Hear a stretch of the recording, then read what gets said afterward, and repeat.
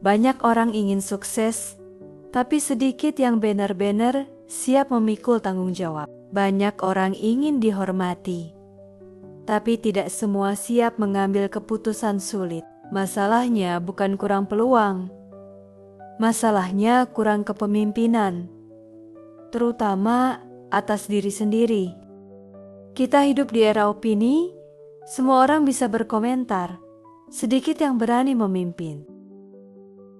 Halo, tarik napas perlahan, tenangkan pikiranmu. Hari ini kita belajar bukan tentang kekuasaan, bukan tentang uang, tapi tentang tanggung jawab total.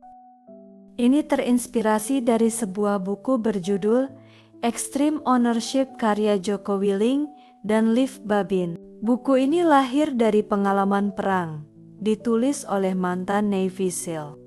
Buku ini membawa satu prinsip utama. Tidak ada alasan, tidak ada menyalahkan, semua adalah tanggung jawabmu. Konsepnya sederhana, tapi keras. Jika tim gagal, itu tanggung jawab pemimpin. Jika komunikasi kacau, itu tanggung jawab pemimpin.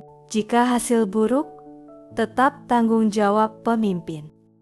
Dan dalam hidup pribadi, kita semua adalah pemimpin atas diri sendiri. 1. Kepemimpinan dimulai dari dalam. Buku ini menegaskan, kamu tidak bisa mengontrol dunia, tapi kamu selalu bisa mengontrol responsmu. Dalam operasi militer, situasi sering tidak ideal, informasi kurang, cuaca buruk, dan tekanan tinggi. Namun pemimpin tidak punya kemewahan untuk panik. Ia harus tenang, ia harus jelas, ia harus bertanggung jawab. Dan itu berlaku dalam hidup modern. Tekanan kerja, target finansial, konflik relasi, kegagalan bisnis, semua itu tidak bisa dihindari. Tapi respons kita menentukan arah. 2. Simple, clear, and prioritize. Dalam situasi chaos, pemimpin hebat tidak membuat segalanya rumit. Ia menyederhanakan. Buku ini mengajarkan prinsip, prioritaskan, eksekusi, komunikasi jelas, dan jangan overthinking saat krisis. Banyak orang gagal, bukan karena kurang pintar, tapi karena terlalu rumit. Dalam bisnis kecil, startup, bahkan usaha besar pun, terlalu banyak strategi bisa membuat tidak ada yang dieksekusi. Extreme ownership mengajarkan, satu langkah jelas lebih baik daripada 10 rencana tanpa aksi. 3. Desentralisasi kepemimpinan. Tim kuat bukan tim yang bergantung pada satu orang. Tim kuat adalah tim yang semua anggotanya memahami misi.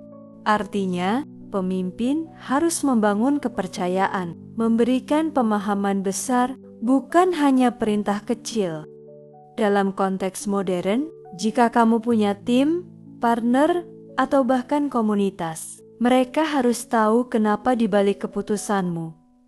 Kalau tidak, sistem akan runtuh saat kamu tidak hadir. 4. Cover and move, saling melindungi. Di medan perang, tim harus saling melindungi. Tidak ada ego, tidak ada saling menyalahkan.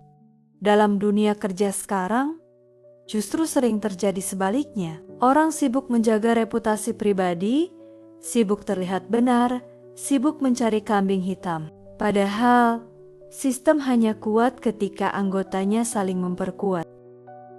Relevansi dengan dunia sekarang. 1. Budaya korban victim mentality.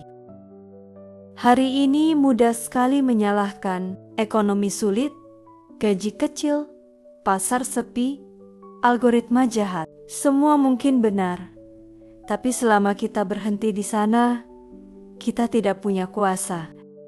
Extreme ownership mengubah narasi, bukan kenapa ini terjadi padaku, tapi apa yang bisa saya lakukan sekarang. Itu perubahan mental yang besar. 2. Dalam dunia bisnis dan karier, banyak bisnis gagal menyalahkan pasar, tapi jarang bertanya, apakah produk saya benar-benar kuat? Apakah komunikasi saya jelas? Apakah saya benar-benar memahami pelanggan?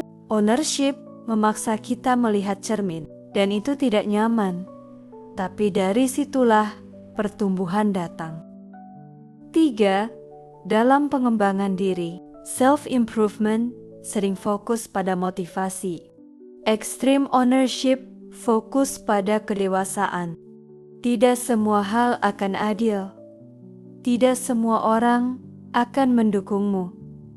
Tidak semua usaha langsung berhasil, tapi kamu tetap bertanggung jawab atas arah hidupmu. Dan itu membebaskan.